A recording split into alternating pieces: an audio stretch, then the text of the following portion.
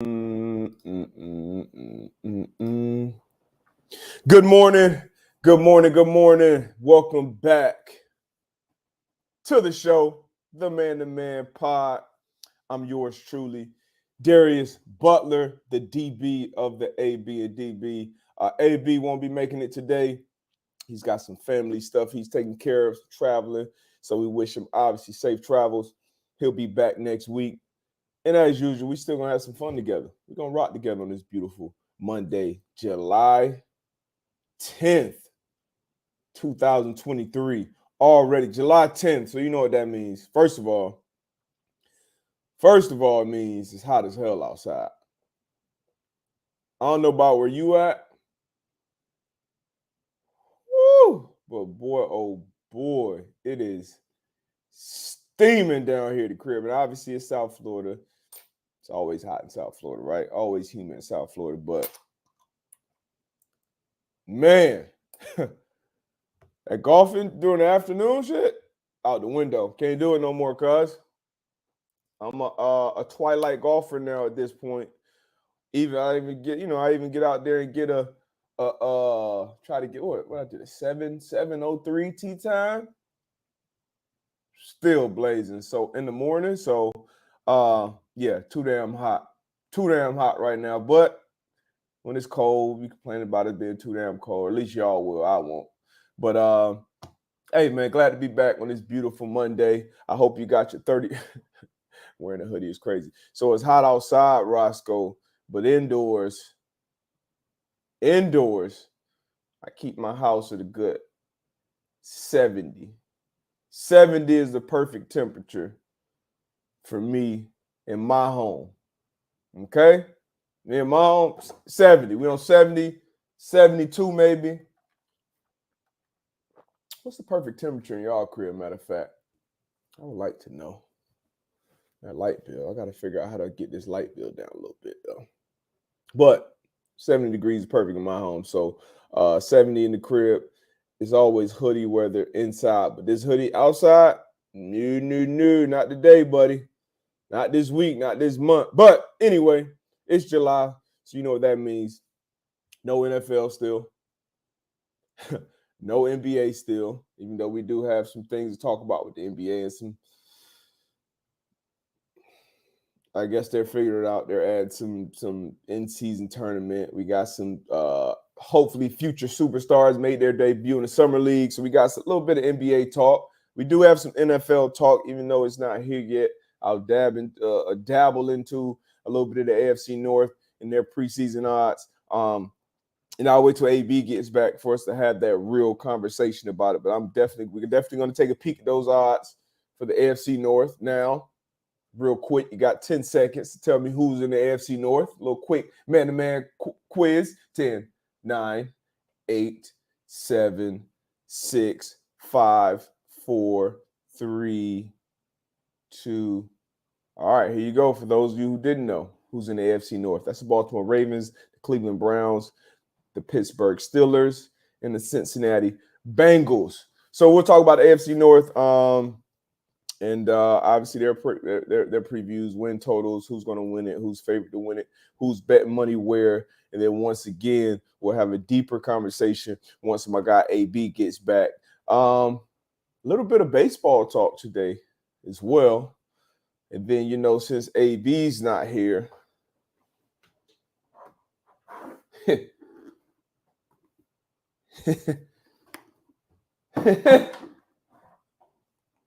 little bit of F1 talk too, coming off the British Grand Prix. Yeah, like I said, man, I hope you guys' summer's going well. Those of you who are parents with the kids at home, I hope the kids are enjoying their summer, enjoying sleeping in, maybe staying up late, doing some different fun activities, trying to stay cool out there as well. But summer's going great over here. And it's great to be back. I'm glad you guys jumped on with the pod this morning. If you haven't got your 30 minutes in before, you could be on the treadmill, you could be on the Stairmaster, you could be getting a run, going for a walk, hitting some balls at the range right now with the pod in your ears. But if you haven't got your 30 minutes in yet to start your week off, get it in after the show, man. So what else we got to talk about today? I guess we'll figure it out, on the other side. It's going to be a good show. Obviously, I'm flying solo today, so the interaction is welcome. The questions, the comments, the concerns are more than welcome. I'm looking forward to it. It's going to be a good day. I watched a lot of golf this weekend. John Deere Classic. Watched some of the DP Tour. Watched some of the LPGA. A lot of golf. But, I'll see y'all on the other side. Peace.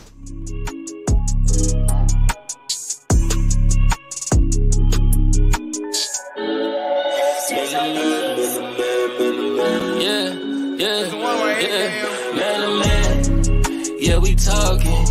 Man to man, they can't guard me. Man to man, they don't wanna see us.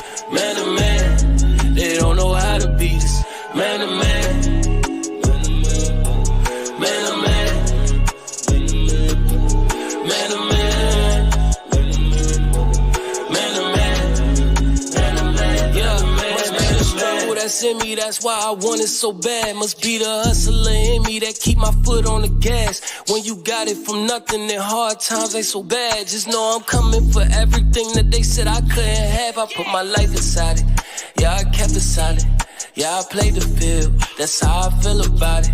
We put numbers on the board, we always up the score. Yeah, we stuck to the plan and never ran. Now they can't see it, man. Yeah, we talking, man to man, they can't guard me. Man to man, they don't wanna see us. Man to man, they don't know how to beat us. Man to man, man to man, man to man, man to man.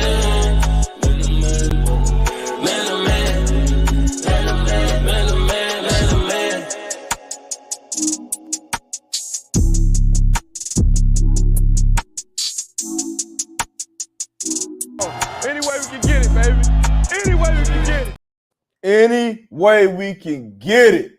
Yeah. Let's go, man.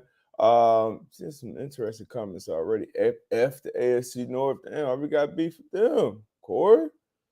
Damn, Trashy, I've seen you on Twitter spamming Anthony Richardson till he comes on the show. I don't know if that'll work or not, but we would love to have Anthony Richardson on the show. We'll start flowing some more guests through here. Pretty soon. Once again, the Man to Man Pod presented by FanDuel Sportsbook. Somebody said let's talk F1 first. I think we should get these AFC North odds first, since once again it's just gonna be me and not really debating AB with them. I may give my picks now as far as the over-under goes with the teams. Or should I wait?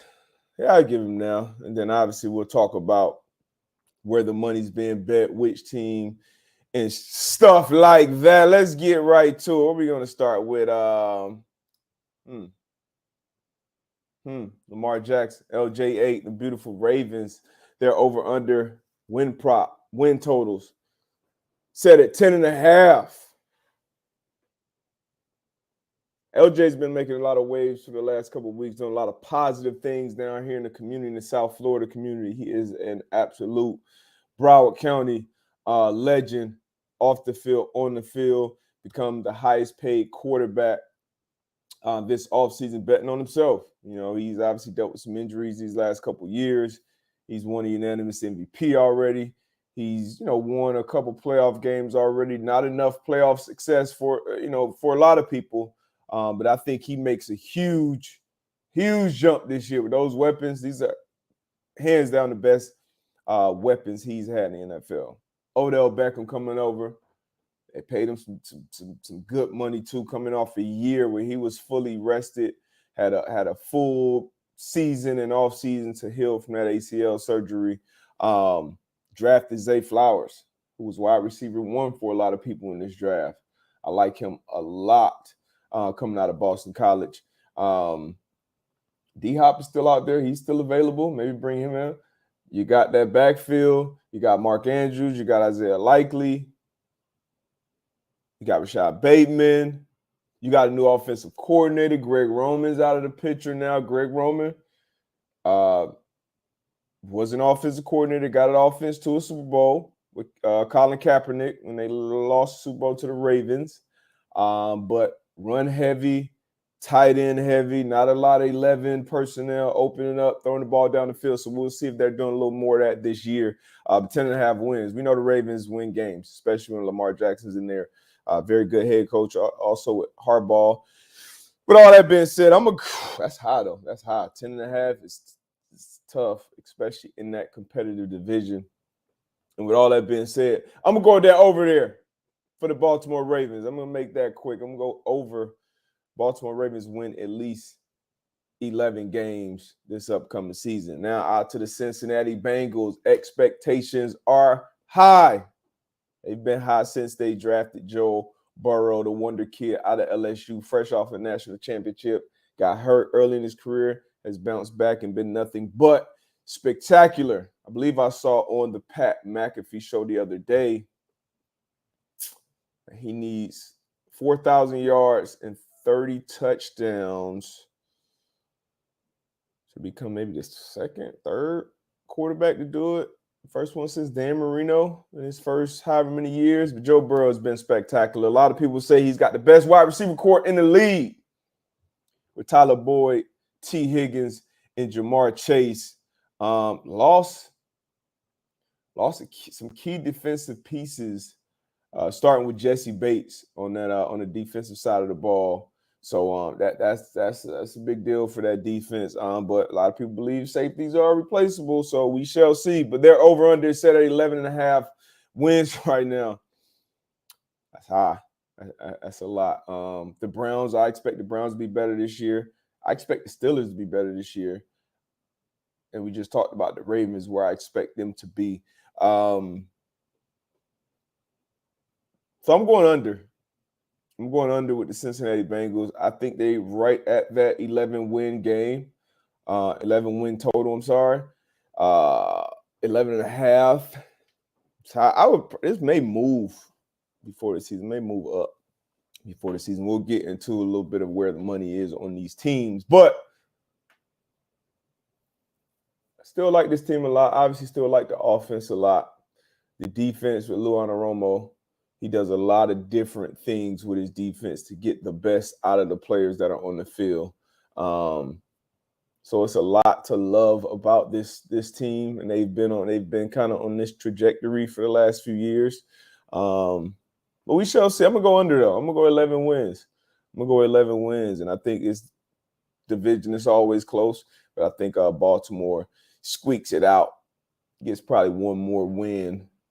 Maybe 2 more wins than the Bengals. Even though they struggle, that secondary gets torched when they face that team. Cleveland Browns, over under 9.5 wins. Deshaun Watson will have a full season now, being a starter, full offseason, getting the reps in with his offense, defense, led by this monster that's on the screen, Myles Garrett, who a lot of people say is the best pass rusher in the league.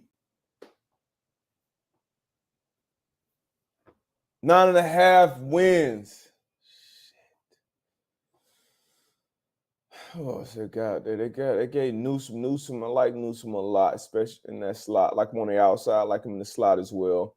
Denzel Ward can obviously ball. We got Delpit coming back. They did let go of John Johnson. This is tough. Amari Cooper, Chubb, good offensive line. Signs of Darius Smith, I believe. My dog Anthony Walker's back at linebacker. Do we go under? I think we go under. I'm gonna put them right at 9. Maybe we revisit these over-unders once AB's back. But I'm going right at 9 right now. And it's 9.5 right here, as you can see in the FanDuel Sportsbook. I'm going right at 9. So I'm going under. So that's over for the Ravens, under for the Bengals, right at 11 wins. They had 11.5.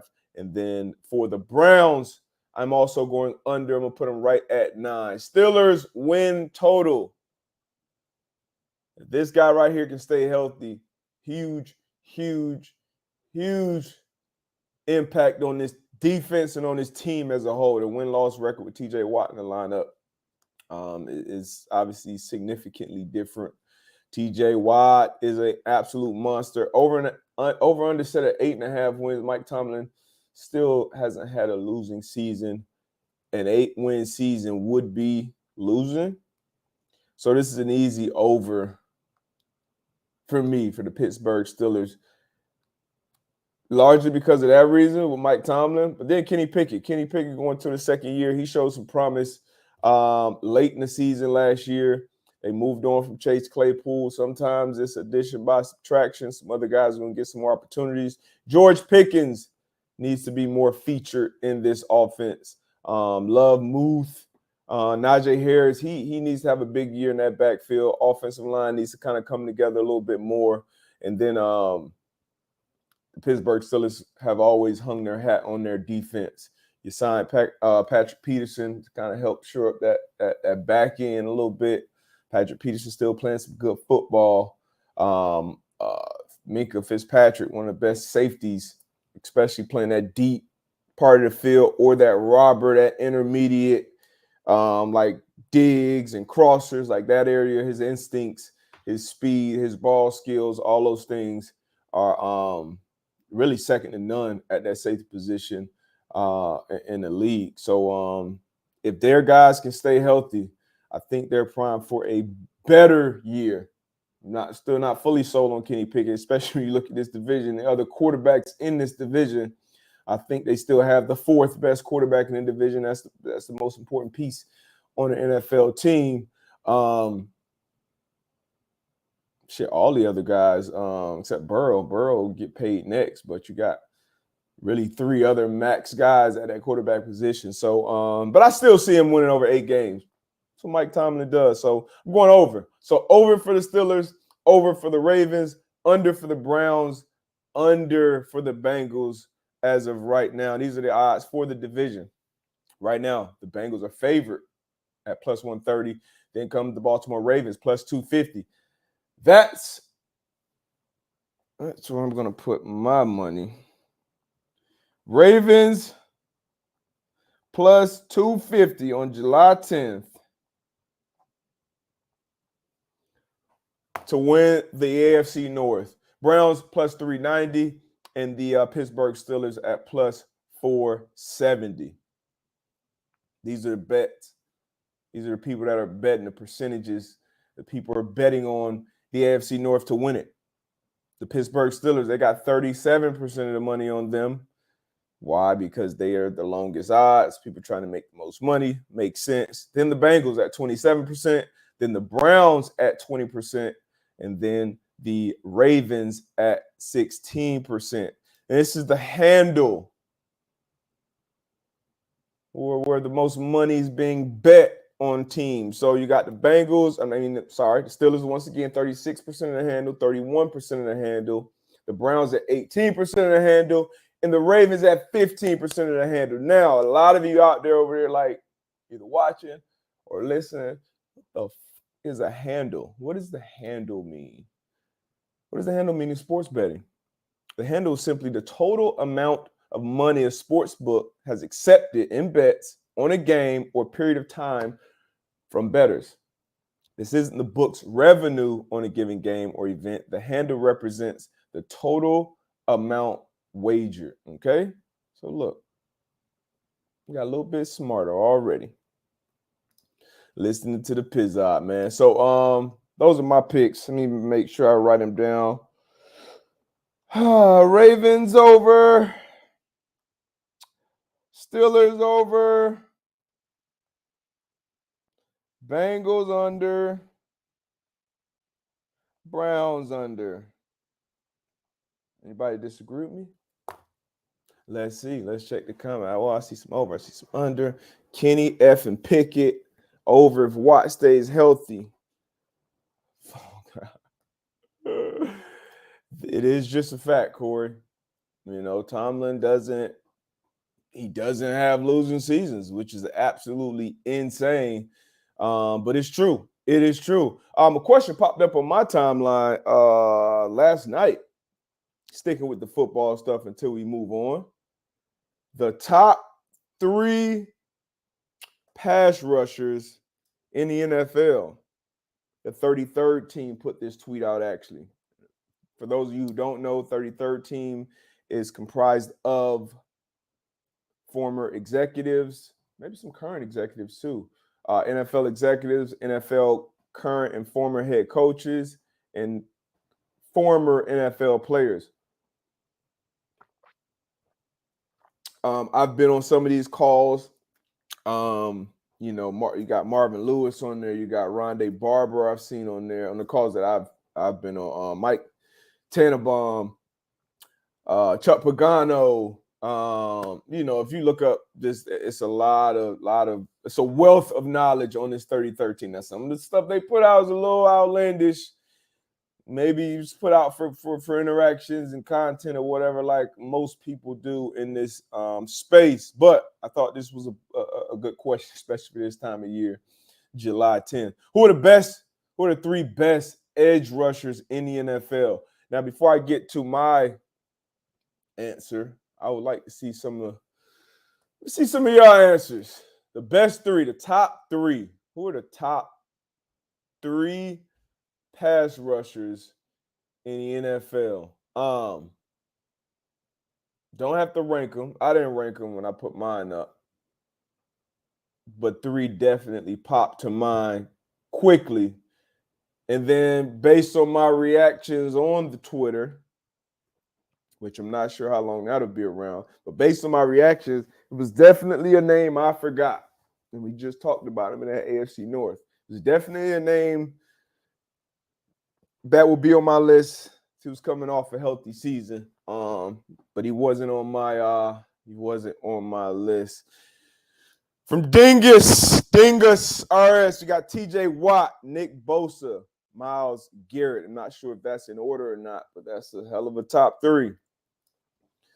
G.I. Joe 317, one of the day ones from the man-to-man pod. Bosa, I'm assuming that's Nick Bosa because he obviously got his brother Joey Bosa out there in L.A. But I'm going to assume that's Nick Bosa, T.J. Watt, and Micah Parsons. Another good list. Joey Bosa has the highest pass rush win percentage of anybody. Interesting. Nick Bosa, T.J. Watt, and homie from the Raiders,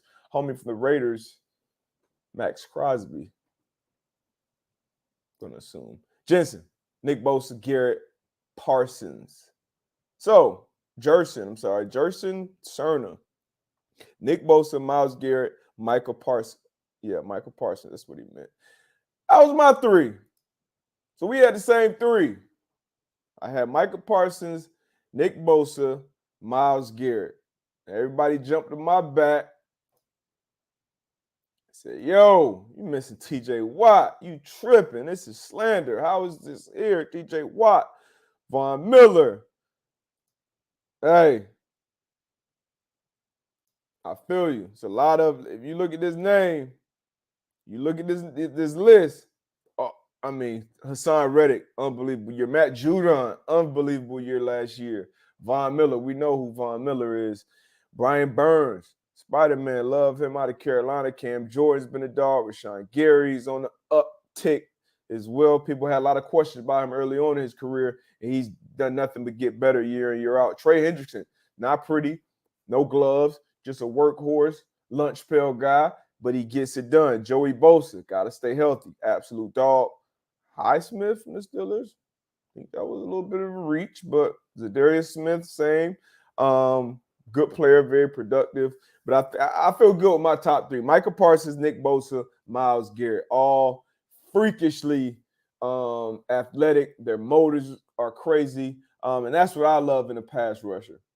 Not only are they athletically gifted, but down in, down out, when they're in the field, they're going to give full effort, right? Because that a lot of pass rush, yes, it's about talent, but like Max Crosby, Talented. Don't get me wrong. Freakishly talented. I don't think he's as talented as Myles Garrett, as Micah Parsons, as Nick Bosa. I don't think he's just athletically as gifted as those guys. But when you combine his athletic gifts with he's probably got the best motor in the league. Michael Parsons got him. All these guys got great motor. But Max Crosby, his motor is one of his separators. Like every down in, down out, 980s getting after that quarterback with full effort. So if it was my team, if it was my defense, I would love having most of these guys on the field, honestly. Once again, freakishly talented guys, but that motor, man. Like if I'm a coach, you should never have to coach effort, right?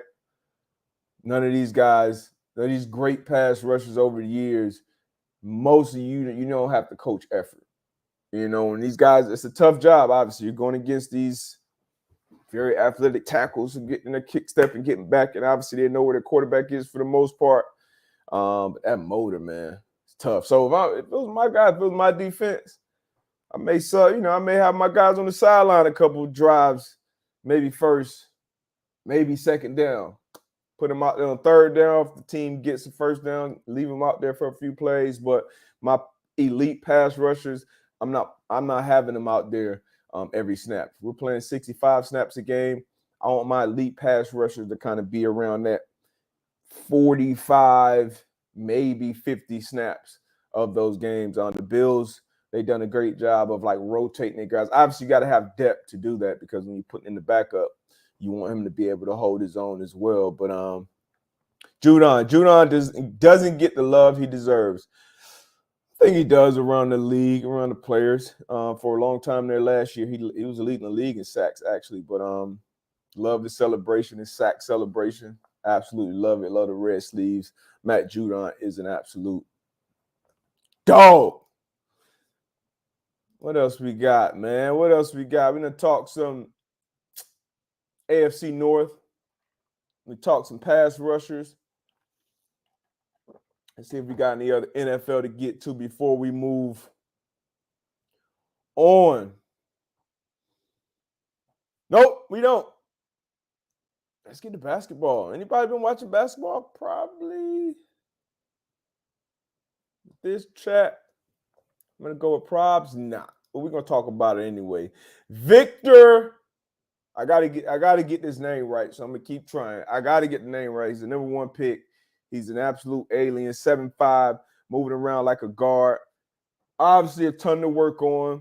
He's got to get stronger, got to figure out the NBA game, just like all these guys do. Had a stinker of a debut, but then last night, ball, I think they lost, but he played his ass off. Excuse me. And that's huge. That's what you want to see from your young players, especially number one pick. A lot of eyes, a lot of pressure, a lot of attention.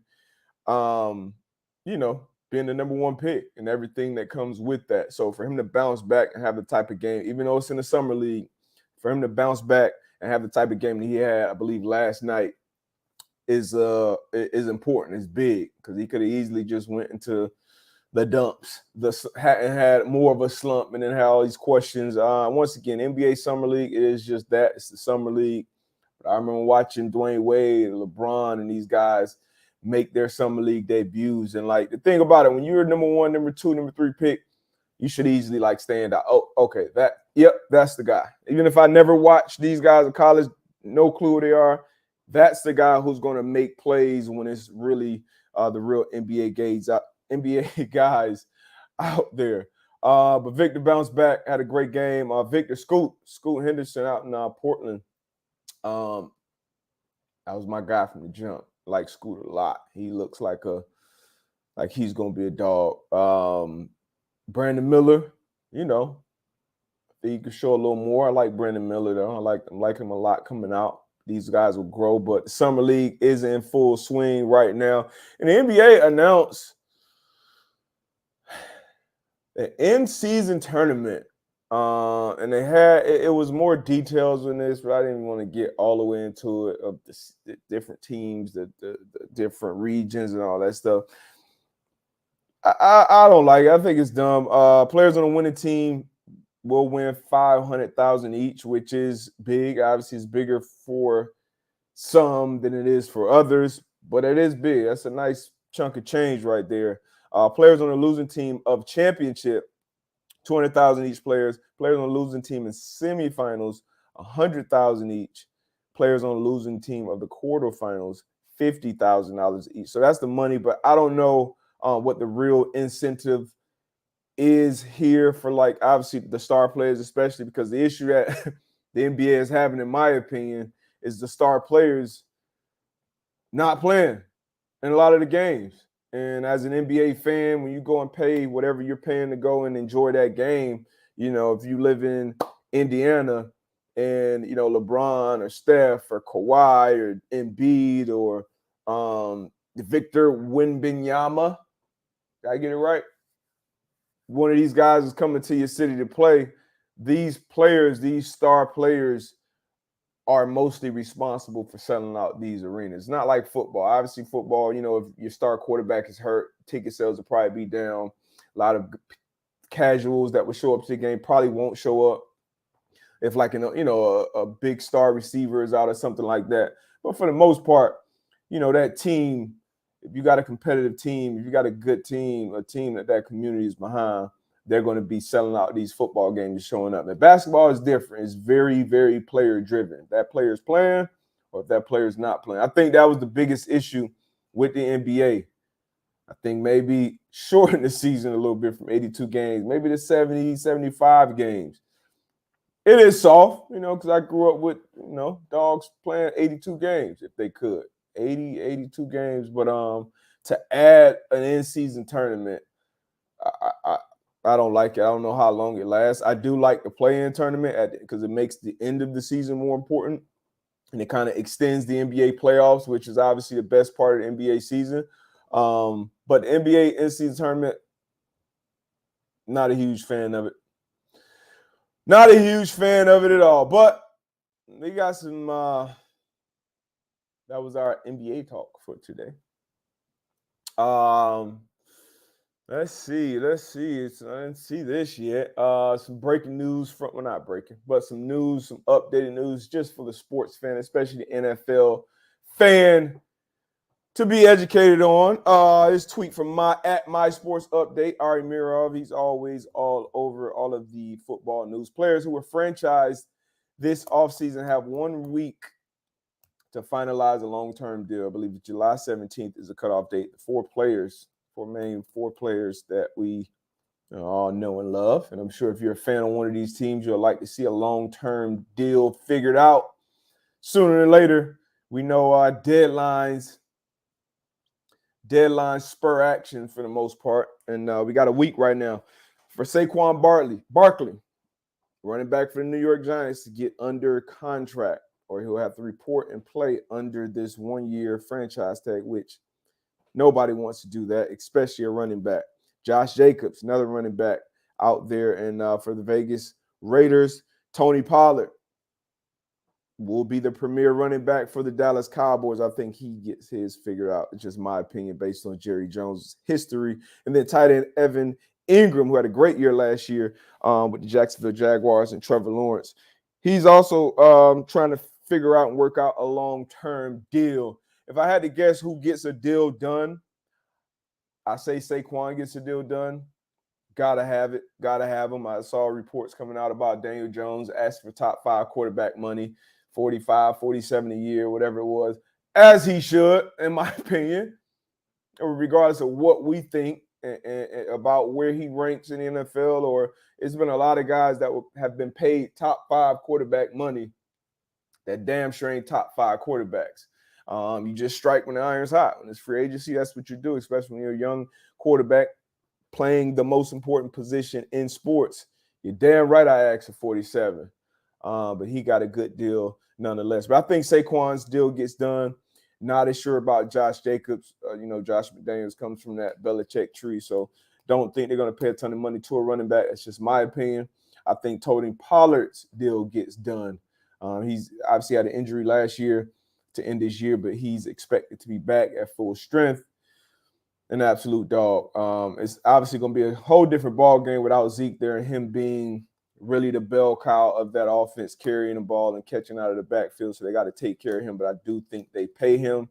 Evan Ingram, kind of 50-50 on him, but he showed a lot last year. He was the player that a lot of people expect him to be coming into the draft on that offense with Doug Peterson and Trevor Lawrence. I think he's a key piece, even with adding Calvin Ridley. That Jacksonville Jaguar offense is going to be something special to watch. So I think at least two of those guys get long-term deals done. DeAndre Hopkins, another free agent that's out there. Him and Dalvin Cook's out there. Miami Dolphins reportedly still have a deal on the table for Dalvin Cook. They haven't made a more aggressive one. But based on reports from Mike Reese, shout out Mike Reese. I know him back from my New England days. The Titans have made wide receiver DeAndre Hopkins a more aggressive offer than the Patriots. 3 teams have made contract offers to DeAndre Hopkins. So that's the Titans, the Patriots, and the Chiefs. So with him not being signed and it being July 10th, we'll maybe see some action right before training camp. I'm sure one of these teams will just have to up the ante a little bit, or D-Hop would just have to cave in and play for, a number that he doesn't want to play for. But I saw him tweet recently that, he's still a 1,000-yard receiver, and that's when he'll be done playing, when he's not a 1,000-yard receiver. We talked about him being on pace for 1,400 yards, and this, that, and the third. He's only had one significant injury, according to D-Hop, in his entire career.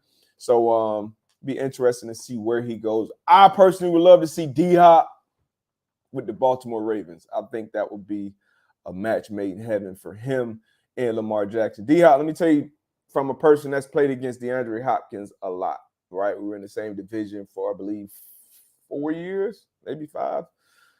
DeAndre Hopkins has never been the greatest route runner. DeAndre Hopkins has never been the fastest wide receiver. Even still, DeAndre Hopkins is almost always open. It's kind of like Gronk. Gronk wasn't the greatest route runner. Gronk wasn't a burner, but Gronk's and D-Hop's, their body control and their catch radius is what makes them special. So I do think in the right offense, in the right situation, DeAndre Hopkins can still be a special weapon because of those things. His hands, he probably wear 3-4X glove, catches everything, back shoulder. Like he wants you to be on him so he can give you that little nudge and basically rebound the ball away from you. So if you add him with Zay Flowers and his skill set, Odell Beckham and his skill set, what I anticipate him being back to the Odell that we saw on that field in LA on his way to winning the Super Bowl MVP. Zay Flowers, and then once again, Bateman is still kind of a question mark there at the receiver position. But you bring D-Hop in the mix, and maybe they don't want to slow down Rashad Bateman's development. That's their draft pick. But D-Hop is definitely a very tangible weapon at that wide receiver position. So, yeah, I would be interested to see. It's going to be interesting to see where D-Hop ends up. Bye. Yeah, man. Let me see. Let's get to a couple questions. Let's get to some of the questions.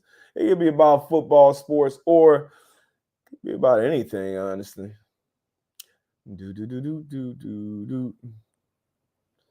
Let's see what we got. I saw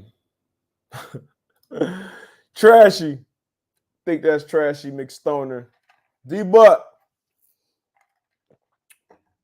What's your thoughts about the lady seeing a shapeshifter on the plane?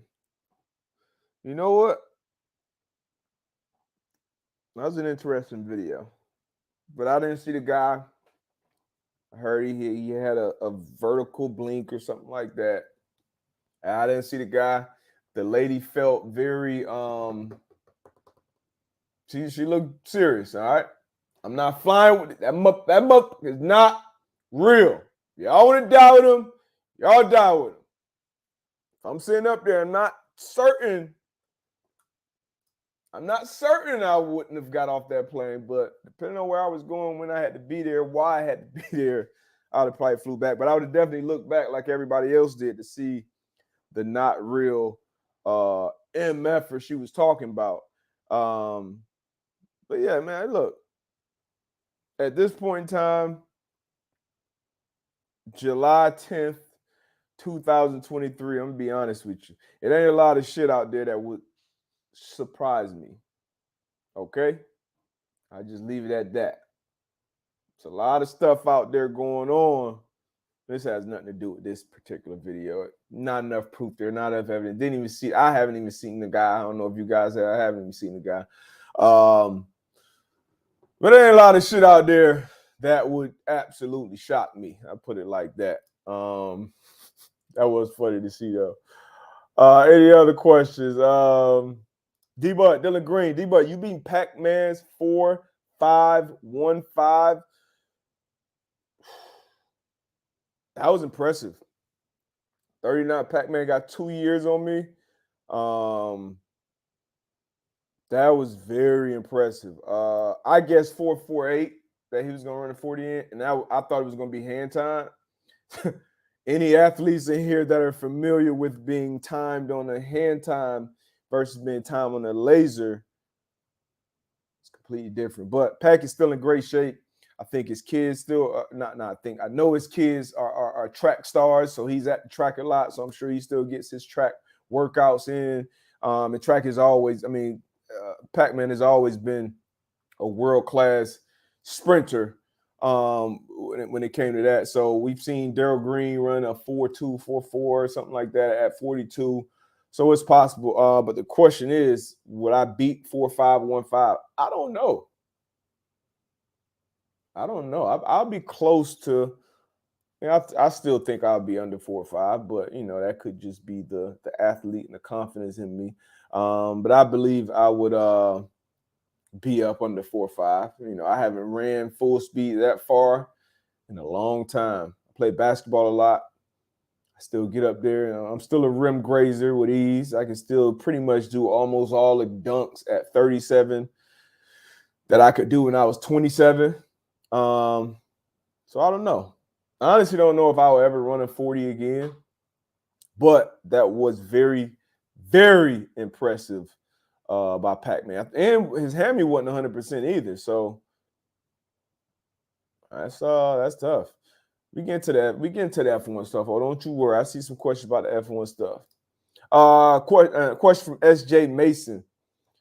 Debo, what was your routine leading into training camp? Did you take a break before, or were you all in the entire time? So that's funny you asked that, SJ Mason. I've been talking to some of my young guys going into the league, especially some rookies that I've connected with. And they got questions. What's your diet? What's your workout routine? What's this? How do you watch the film? How do you prepare for training camp? All these questions. And especially for a rookie going into training camp, is so important. For everybody, honestly, but especially for rookies, because you don't really know what you don't know. So important for you to obviously train, be around other pros that are training. Depending on your body type, diet can be more or less important. But I think you start to get your body used to pushing itself, especially in this type of weather. But then, so where we at? We're at July 10th right now. A lot of people report at the end of July. I would say right now, you should be kind of ending your vacation, right? Maybe to maybe 2-3 more days, and then you're back in it. Boom. So you got a full week of back in it, maybe another half week. Then you take a good break, probably 4 or 5 days taper off before training camp. And then because once you hit training camp, especially as a rookie, you're just going to continue one of the longest years you're ever going to have in your life, because you had your college football season, then you went right to off season. Draft preparation. Then you went through that whole draft process. And now you had this long 6-week break from mini camp to training camp. It's important you do find your vacation, your relaxation time. You can't be, I don't think it's smart to be all in the whole time, working out. Nah. Taking care of yourself, stretching, get massages, all these different things, rehab, all that stuff, taking care of your body. But as far as being out there running and sprinting and lifting hard every day, nah, you should definitely not be doing that. So you should take at least a good 2 weeks off. Still doing some light things here and there, Maybe if you're at your resort, you're getting a little light lift in, light stretch, maybe a little run on the beach or something.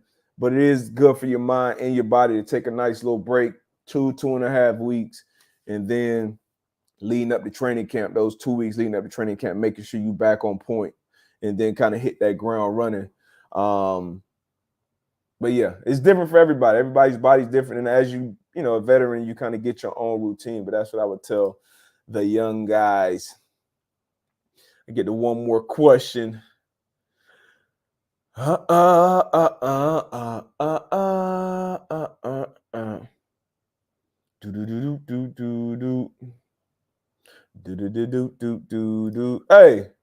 appreciate that. WR Carter 4. You're a real one. And I am also excited to get back on PMS during the fall. Everything DB will be back. And it's going to be exciting this year. It's going to be exciting to be, obviously, it's always exciting being on Pat's show. But now it's obviously going to be in front of a lot more eyes, have a lot more exposure. A lot of people worried about it being too different. I'm not worried about it at all. To be the same show. And it will just continue to get better. So I rock with you, W.R. Carter. Who you taking in the fight? I'm not sure which fight you're talking about, but all right. I think that's it. I think that's it. If y'all got some more questions, hey, just hit me up on the Twitter or on the threads. How about the threads? How y'all feel about the threads? Do y'all have thread accounts? They're up to 100, probably over 100 million at this point. I don't see it in here, but how about them threads, huh? Are they gonna take Twitter out? I obviously got my threads account.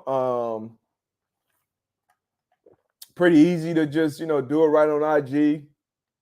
Bring your, some of your followers, easier for them to find you on there.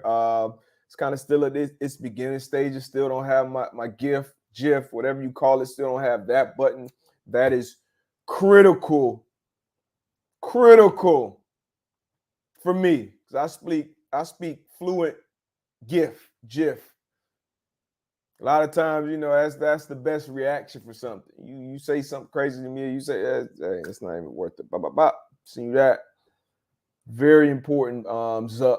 Got to get that part of it figured out. Also, the timeline's still a little funky. You can still tell people. You can see a lot of people who I've been either following on Instagram and they don't have. It's a lot of people, especially in my age group, who still have Instagram but don't have Twitter. I'm kind of one of those OG. I've been tweeting since 2009, so that's my favorite social media platform. And Threads, I feel like is somewhat of a combination of the two. And it's still very early on, but you got Instagram and you got Twitter kind of combined there. So some people I've been following on Instagram, now seeing them talk a little more. Maybe I like it, maybe I don't.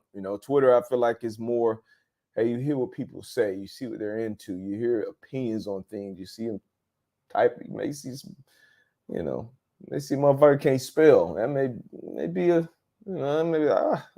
but it's different. Twitter's different, and Instagram is just you posting pictures, you posting highlights, videos, reels. It's just two different platforms. So the combination of the both has already been interesting. I think will continue to be interesting. But if there was any rival that had the potential to take out Twitter, Threads would be it, because you already have the pool of people to just bring it right on over. So you're following the Instagram profile, you see the little number under it, boom, you click on it. It's easy to create yours. It's just too easy. So already at 100 million users. I saw something this morning that said it's rolling out in 100 countries. So if anyone was going to take out Twitter, it'll be them. Before I move on to this F1 stuff, sorry. Home run derbies tonight in the MLB. Missing some people we would love to have in there. Obviously, Aaron Judge. We'd love to have in there. Ohtani, we would love to have Ohtani in there. But we got the polar bear, Pete Alonso. He's a favorite, plus 320. Vlad Guerrero Jr. plus 350. Who else do I know on this list? Mookie Betts, I obviously know him. He's plus 1,800. I don't think he'll be winning this. Garcia. No Soto? Okay, I think one of the top two will win it. I'll go with the young guy. Pete Alonso has won it a couple times already. I'm going with Vlad Guerrero Jr. at plus 350 on the FanDuel Sportsbook to win it tonight. This guy is an absolute freak show. He's a GOAT. He's the greatest of all time in my book. Babe Ruth. Sorry about it. Ohtani at the All-Star break. OPS first.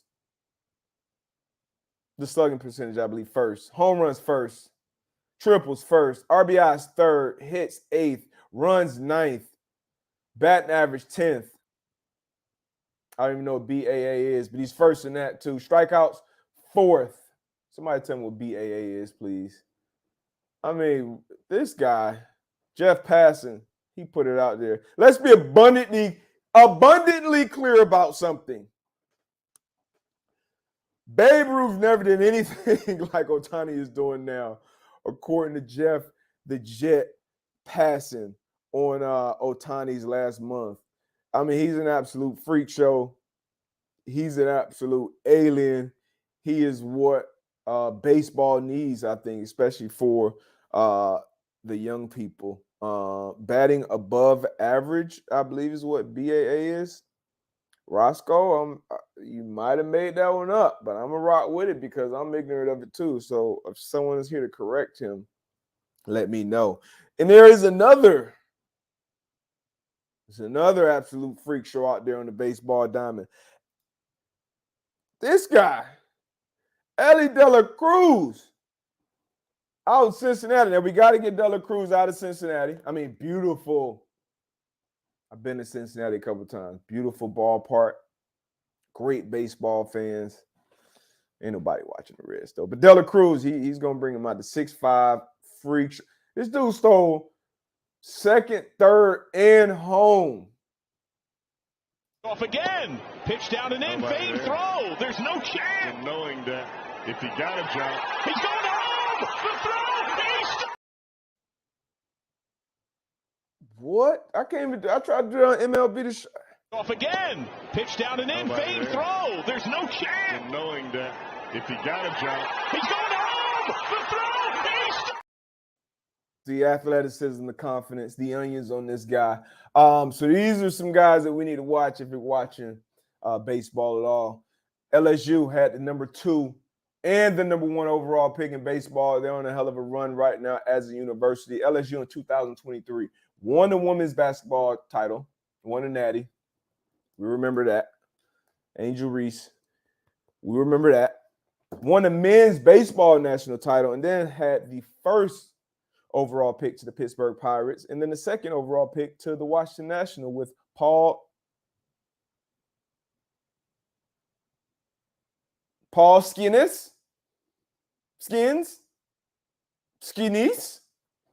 Paulie, yes. And then Dylan Cruz, he went out there to the Washington Nationals. So shout out to those guys. And now, on to my favorite. On the F1, I'm going to be honest with y'all. I started this conversation maybe a year, some change ago. Hold on, I think we have some correction. So batting average against, according to Nakiba Walker. And that sounds a little more right to me. Batting average against. I figured it was a pitching stat and not a batting stat, but Nakiba may be our resident fact checker here on the Man to Man Pod, another day one. But batting average against was the other thing that, I mean, this dude is unbelievable. But F1 time, let's go. I would put this thing on, but it get hot in there quick. Had another parlay this weekend, didn't hit. So I hit the first one. I did not hit the second one. because I did something I would never do again. I would absolutely never do again. You sit down there in the 9th and 10th place with Charles Leclerc and Carlos Sainz after having a great weekend in their Ferrari all weekend long. I mean, so the weekend in F1 consists of, on Friday, you got your full practice 1. On Friday, you also have your full practice 2. So that's the guys just on the track, just laps, getting their tires, figuring out the tires, getting data, doing all this, right? And then, so you do that twice on Friday. On Saturday, you have a third full practice. Once again, laps. You're working out. You're trying to figure out, okay, what's the game plan for the Grand Prix? You know, how are the tires degrading on this surface with this weather? Maybe it's wet during these days. Maybe it's dry. Maybe it's hot. You're working out all these different things, right? And then on Saturday, you have the third full practice and qualifying. Qualifying is 3 rounds. 3 rounds of qualifying. Qualifying 1, all 20 cars on the grid are a part of qualifying, right? Boom. If you are in the bottom 5 in qualifying 1, out of there. So now we move on to quali 2. Second phase of qualifying. So now you have 15 cars out there. So the track's a little more open, right? You got a little more space to get your time. The times typically get faster in qualifying 2. Then boom, after qualifying 2, you're the bottom 5, you're out of there. So now we have quali 3, the third round of qualifying. Now it's the 10 cars, right? So now wherever you end up from 20 to 16 after the first one, and 15 to 11, whatever, those guys are out there, know where they're going to line up on the grid for Sunday's race. And now you got the top 10. Now in qualifying 3, it's only the top 10. And now you figure out who ends up where. The fastest time, that's pole position. Second time, those are the first 2 cars, right? So that's the front row, 1 and 2. And you got 3 and 4, and then so on and so on. That's the last round of qualifying, right? So we get to the race. Obviously, Max, he got pole position once again. Max Verstappen has been on an absolute tear. We know this. The Red Bull car is unbeatable right now, unless Checo Perez is driving it. Perez, in the same car that Max, we think the same car that Max is driving, hasn't made it past qualifying 1, the first round of qualifying, I believe, for 5 weeks in a row. So it's not just the car, it's also the driver. But anyway, Max got pole position, so he got the first position. Lando Norris in the McLaren, who's had an unbelievable weekend and a great turnaround. They started the year off terribly, but Lando Norris, he ended up P2. And his rookie teammate, Oscar Piastri, rookie, ended up P3 to start the race in that McLaren. But yeah, it was a great race. I thought Lando Norris actually led the first couple laps. He took over the lead with Max Verstappen. Once that DRS kicked in, DRS, drag reduction system, the wing opened up. The back of the car, it gives you a little more speed boost. So it makes the car go about 8 to 10 miles per hour more faster. Red Bull obviously has the best DRS system. So that's kind of like their cheat code. It's kind of OP right now. But anyway, it's the pinnacle of motorsports. And obviously, if you're a new fan, honestly, I don't think the sport is for casual fans, because if you're tuning in every Sunday, the Grand Prix, if it's no accidents, if the car goes full to Max and Red Bull going to win it, right? When you have that, the engineers and the team on the same page, and the car and the driver is perfectly married and matched up, probably going to win. So for the casual fan, not great. When I get into something new, I kind of give it my first. I'm going all in, and I've been all in on F1. It was a very, very exciting race, in my opinion. Once again, Lando looked great in his McLaren. Oscar Piastri looked great. He was on a run to make that podium, but Sir Lewis Hamilton, the GOAT, he went on a long stint on his first ride with those mediums, and then they had a safety car, and under the safety car, you can get a little more advantage. You can almost get like a little free pit stop. So he ended up getting the free pit stop based on where he was on the track when the safety car was deployed. So that helped him jump Oscar Piastri, the rookie, and he ended up beating him. Lance Stroll, he did his thing, knocked the car out of the race. But I think it was a great race. This was how I finished in the top 10. Max Verstappen 1, Lando Norris 2, Sir Lewis Hamilton 3. So it was the British Grand Prix. Lewis Hamilton and Lando Norris are both Brits. First time since 1999 where they had two Brits on the podium in the British Grand Prix. Oscar Piastri finished 4th. He's off to a great start in his rookie year. George Russell in the Mercedes, he finished 5th.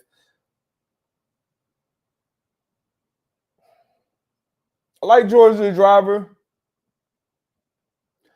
Not a big fan of George. Not a fan of George Russell. I'm gonna be honest with you. Not a fan of George Russell.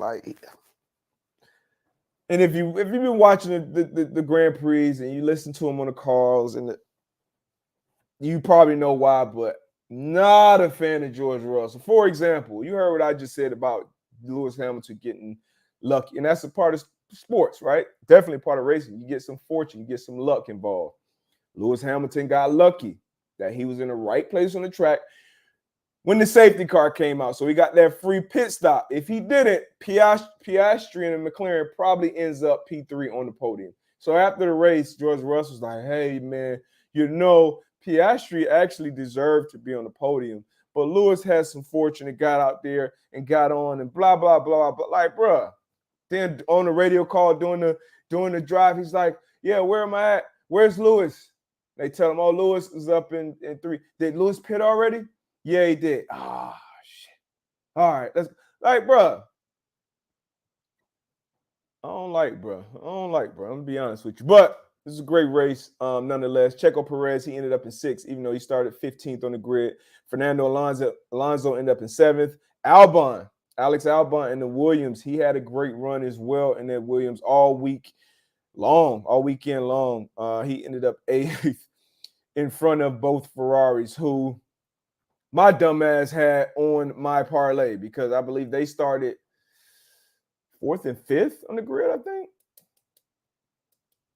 Yeah, so it was Max, Lando, Oscar, I think Leclerc and Sainz on the grid, and they both lost 5 spots in the race, man. But man, never again. That's the epitome of gambling right there, putting 2 Ferraris on your ticket. So they had a great run, a great weekend. They had a great race the previous weekend in Austria. So I thought they'll pull something out, but they did not. But once again, very exciting race. Red Bull has matched the all-time Formula One record by winning 11 consecutive races. This achievement equals the long-standing record set by McLaren in 1988, with Red Bull remaining undefeated this season. So you see McLaren there at 88, and Red Bull, they have tied for 11 consecutive race wins. Ferrari did 10 back in 02, as well that Mercedes did as well in 15-16 and in 18-19, and Red Bull did 9,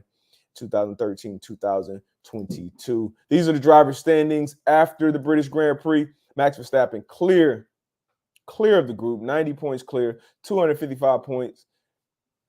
Next in line is Sergio Checo Perez at 156 points. Then you got Fernando Alonso at 137. He had a great start to the year with that Aston Martin. I think 3 or 4 podiums in a row. And then he said after some updates, hey, every race after this, I'm going to be on the podium. He ain't been on the podium since. Sir Lewis Hamilton has closed that gap, 121 points. And Carlos Sainz, George Russell, Charles Leclerc, Lance Stroll, Lando Norris, and Esteban Ocon. Hamilton with that podium. That was his 14th podium at Silverstone, which once again, that's his home track, being a Brit. Most of any driver at any track. Unbelievable stuff, man. And F1, they also shooting a movie. Joseph Kosinski, the director from Top Gun Maverick, and then the amazing producer Jerry Bruckheimer, also the producer from Maverick. They're shooting this movie, this F1 movie with Brad Pitt and Damson Idris, and they have a car. They were on the grid. They got a garage. They were actually on track this weekend. And these are some of the shots from the movie that they were shooting. So I think this movie is going to be pretty dope. I think it's going to be obviously pretty realistic because they have, the real, I don't know about you guys, but I hate watching movies and they got these fake ass teams and fake ass, logos and stuff like that. So they're actually really on the track, really in these real places with the drivers and such. You can see Carlos Sainz right there. You can see Max Perez, I'm not sure. I think that's Alonso right there by Perez in that top picture. So I think this movie's going to be pretty dope. Okay, Carlos Sands. Let's see what you're doing, Carlos. I'm going to find those cameras. I ain't mad at you, Playboy. I ain't mad at you, Playboy. But yeah, man, that was pretty much F1 this weekend. But I enjoyed it. I enjoyed the hell out of it. I hit the boys in the group chat from the PMS show like, hey, send them something. I think I sent them something about Shakira being there. And basically the overall response I got from the guys was, D-Buck, we ain't watching that shit. We ain't watching it, D-Buck. Fair. Fair enough. I will be. I'm in. I'm all in. This is my basketball is right there. You know, it's my second favorite, but F1 is pushing. It's pushing it. I can watch golf all day now. But obviously we got a big break from football season. So whenever that's going on, this F1 shit, man. Just kind of filled that void. But we shall see. Let's see if we got any questions. Somebody said, so Ferrari, man, so it's, in my opinion, it's almost never the car, right? It's not the car. I think they got two good drivers. It's the strategy. I feel like it's always bad. Like Leclerc was the first person to pit in this race. He pitted for hard tires, which hard tires didn't end up being terrible, but I mean, it was just bad. It was bad. Triplet mama, D-Buck, we need more college football. You know what? I'm not into it. I'm not into it like that, honestly. College football will be coming up soon. But it's tough. It's tough. Not fully into it, Triplet mama. Did get a chance to call a Peach Bowl last year with Georgia and Ohio State. We were on the field for the mega cast for that. That was incredible. And then we were also on the field for the national championship out in SoFi Stadium. That beat down that Georgia put on TCU. So I can watch the games towards the end of the season, the conference championships, the playoffs. But just a random Saturday, I want to watch, Alabama or Georgia just hang 65 on the team. Not really. But I'll try. My UConn Huskies, we're back on the uptick. So hopefully we get right. Yeah. Appreciate y'all for rocking, man. As usual. Yeah, appreciate y'all, man. We're gonna keep this thing going. We'll be back next week, July 17th. It's 11/11 right now, so make a wish. And then obviously as the NFL rolls back around, as college football rolls back around, we'll be in training camp pretty soon here. Let me check Boston Connor's timeline to see how many days we have left until NFL football. 59 days till football, where I believe the Lions and the Chiefs kick it off. So yeah, 59 days. 59 days. The swing, Daryl Owens, the swing is coming together. So I don't know about you guys, but for me, performing athletically is, you got to have the skill set. You got to have the reps. You got to have all that stuff. But it's in the mind, right? It's between the ears, especially with golf. And you can't think about everything, just like football, right? We used to have a saying as DBs. You see a little, you see a lot. You try to see a lot, most of the times you're not going to see shit. Okay? So see a little, see a lot. And basically that means if I'm lining up and I got let's say I'm in cover two, I'm a cover two safety. I got to get to my landmark. Once that snap happens, I got to see number one, right? The widest receiver to my side. If I'm the left side safety, I got to see number one. I got to see if the number one receiver, if he outside releases, which my corner shouldn't allow him to do, or if he inside releases. And that's going to impact how wide I get on my initial angle for my drop, right? If he inside releases, I don't need to get as wide. I need to get that depth, right? Because if he inside releases more times than not, he's going to run that corner route, I can go inside out, get off that hash, right? You heard that term. If he outside releases, now I got to get more width, right? Because now that quarterback can hit that hole shot. So I got to get more width so I can tack downhill and take his head off. So that's seeing a little, right? That's seeing my keys. Off a drop, I'm seeing number one, and then I'm getting back to see the quarterback on the throw, right? So that goes across all sports. You can't try. If I try to see the backside one and the backside two and the offensive line, if it's a run or a pass, if it's this or that, that's going to mess me up. I don't get a run pass key in cover two as a deep safety.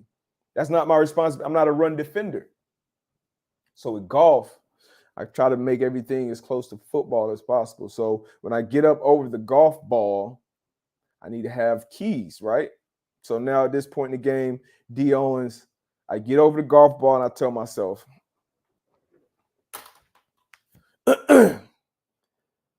chin up, boom, right? Because with my chin up, it gives my shoulder, more space to come through. Chin up, tempo, hey. Got to have good tempo in his backswing, right? Grip, all that other stuff. I know got my target. Boom. Now I'm over the ball. Chin up. Boom. Got you, D-Buck. Hey, have some tempo, good tempo in that backswing. Boom. By that time, I'm doing my last little shimmy, move my feet a little bit. And then, boom, bow that wrist. That wrist, it needs to be bow because you got a cup wrist. Shank. Bow that wrist. Boom. If I go through those 3 steps mentally before my swing, a lot of times I'm going to get what I want out of it. Now, is it always going to go where I want it to go? Right now, not so much. But if I'm getting clean contact and I'm getting my steps, boom, I'm seeing a little, then I'm just focused on that ball. I want my divot in front of the ball. Those things. So slow and smooth, smooth as fast. See you, G.I. Joe. So I'm getting there, though. I'm getting there for sure. But yeah, that was a little football talk, right? Gave y'all a little everything, DB, a little sneak, you know what I'm saying? We're going to be getting more and more of that as we get to late July, August, September. It's right around the corner, baby. 59 more days until the Lions face the Chiefs. I'm going to tell y'all right now, whatever the over is on that game, bet it. Lions score points. They score points. And more importantly,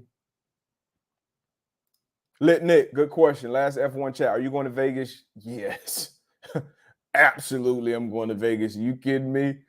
I will be in Vegas in the middle of football season. That's going to be a night race. It's going to be spectacular. But appreciate y'all for rocking. Appreciate the input. Like the stream, do all that stuff. Tell somebody, tell a friend. Listen to the pod on wherever you listen to your pods. I appreciate y'all, man. It's been fun. Once again, this pod is presented by the FanDuel Sportsbook. Get your 30 minutes in, man. Get your 30 minutes in. And don't bullshit. Tell somebody. I don't know if any of y'all have connected outside of the chat, but if you have, if you connected with someone else in the man-to-man community, tell them, hey, man, I got some boxing today. I got a nice walk-in today. I got a nice jog in. I went to play some hoops. I went to play pickleball. I went to play golf. I went for a swim. Great time to go for it. Hey, Siri, what's the weather like today? Thunderstorms are expected today. Daytime temperatures will hover around 95 degrees, with overnight lows around 79. All right, thank you. All right, so if I'm getting the pool, I got to get in now. But yeah, hey, have a great day, man. I see y'all next week. Same place, same time. Tell a friend to tell a friend.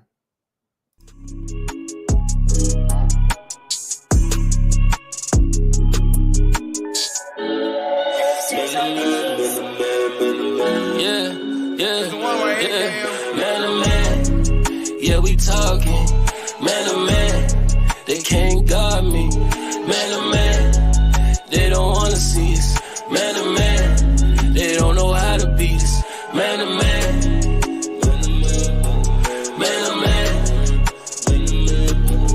man to man, man to man, man to man. that's in me, that's why I want it so bad. Must be the hustler in me that keep my foot on the gas. When you got it from nothing and hard times ain't so bad. Just know I'm coming for everything that they said I couldn't have. I put my life inside it, yeah, I kept it solid. Yeah, I played the field, that's how I feel about it. We put numbers on the board, we always up the score. Yeah, we stuck to the plan and never ran. Now they can't see it, man. Yeah, we talking, man to man. They can't guard me, man to man. They don't wanna see us, man to man. They don't know how to beat us, man to man. Man to man.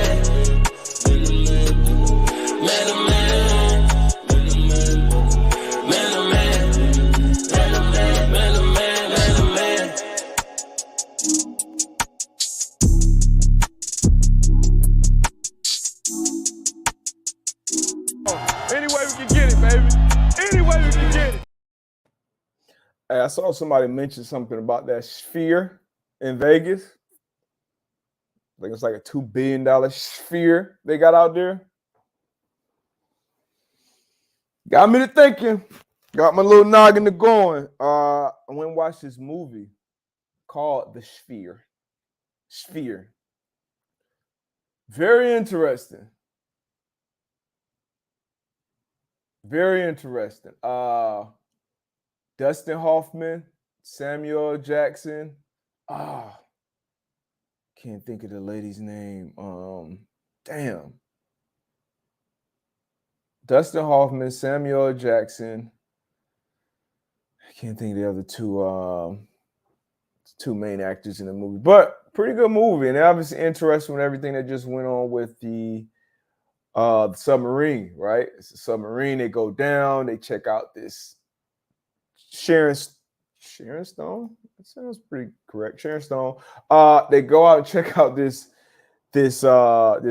craft that crashed. I don't want to give away too much of the movie. I would suggest you go watch it. I watched it on Amazon Prime. So obviously they went, I think, 1,000 feet. I had to stay under there for some days, check out the joint. It's something to do with some aliens. And hey, interesting movie. Go check it out. A little long, maybe 2 hours and 20 minutes. But go check that out. Go check out Black Mirror. Black Mirror's back out. Some interesting episodes there too. But yeah, good stuff, man. Go get your 30 minutes in. Enjoy time with your loved ones. Tell somebody you love them today. You know, starting with yourself. Look in the mirror and say, hey, love you, dude. Hey, I love you, girl. Tell yourself you love you today. All right. We going, man. I appreciate y'all as always.